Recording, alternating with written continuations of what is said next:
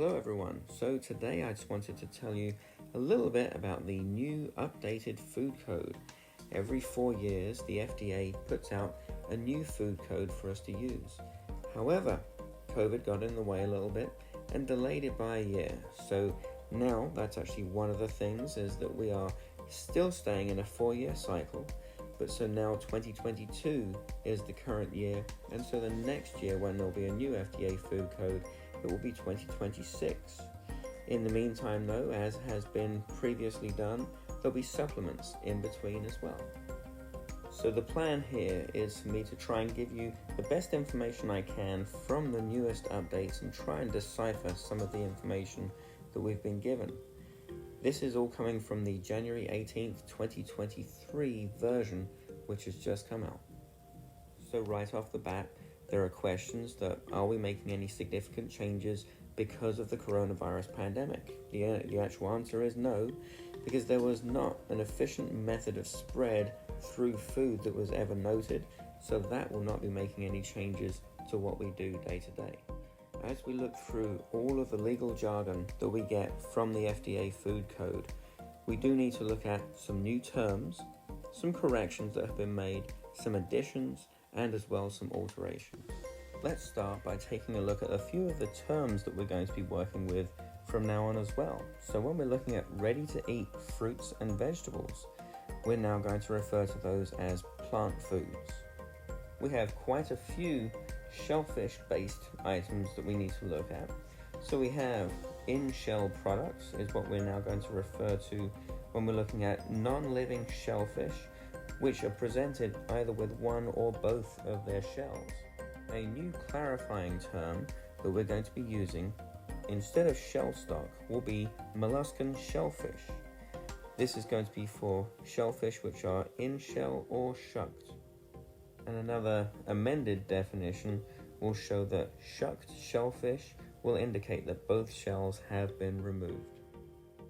Another new term that we're going to be using in the future, instead of mechanically tenderized meats, is we're going to talk about intact and non-intact meats instead. So when we are inferring to the non-intact meats, then we're talking about items maybe vacuum tumbled with solutions, but also injection with needles, blades, and tenderized beef items, using marinades and things of that type of nature.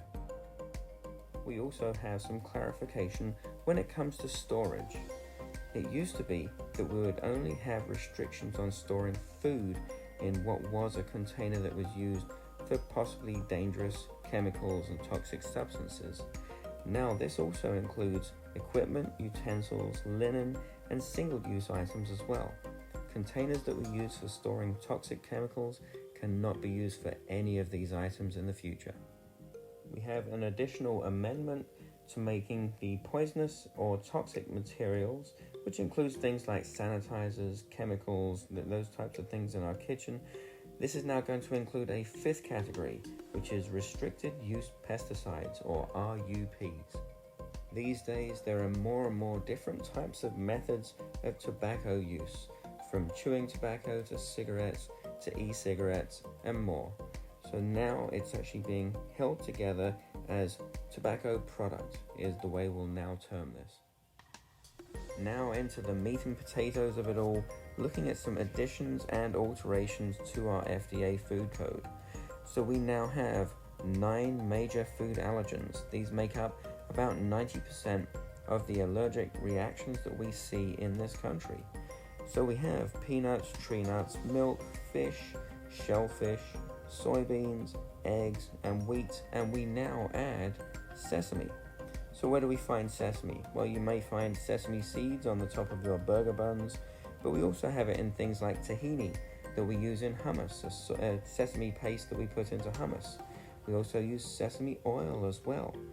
All of these things must be labeled when we're placing them into products that are going to be sold at retail, but also if it's anything that's going to be sold in bulk and dispensed by individuals, we need to label that, as well as making sure on our menus that we have this added as a new allergen.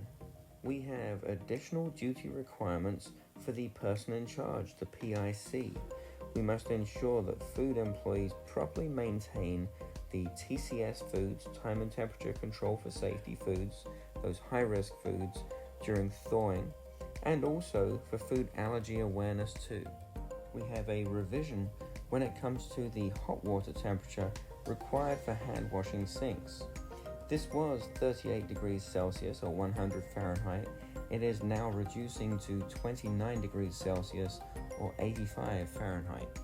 We have an amendment to the rules that used to be prohibiting all animals in the food areas to now adding an exception to allow pet dogs in an outdoor dining area where it's been approved. There have been some clarifications made on the prohibition of commingling foods in original containers. This adds to confusion as to what exactly is in there, especially for bacterial or allergic reasons, so we are not allowed to commingle foods and place them back into the original containers, creating any confusion with labeling. Additional parameters have been created to clarify where ready-to-eat foods may be combined with raw animal foods when they're combined as ingredients for future preparation and cooking. We've also been granted some additional parameters and information when it comes to donating food. This is completely allowed and should be encouraged so that we're not wasting food, which is perfectly edible. But it has to be allowed within certain specifications and using original containers and keeping records of everything that's happened to that food. We have an amendment for the cooked, chilled, sous vide products that we make as well. And as long as these are correctly cooked, chilled, and stored at the right temperatures all along the way, they can be held for up to 7 days. Lastly, we have an amendment for the correction of a title for the Conference for Food Protection Standard for accreditation of Food Protection Manager certification programs. These are the programs like the ones organized by ServSafe. Hopefully this goes some way to alleviating some of the challenges that you may find understanding the changes that have come through with the 2022 FDA Food Code. This isn't every single detail that's in there, but this should be able to give you a good firm footing on the changes that have occurred and the new things that are coming in. Hopefully this makes it a little more digestible for you.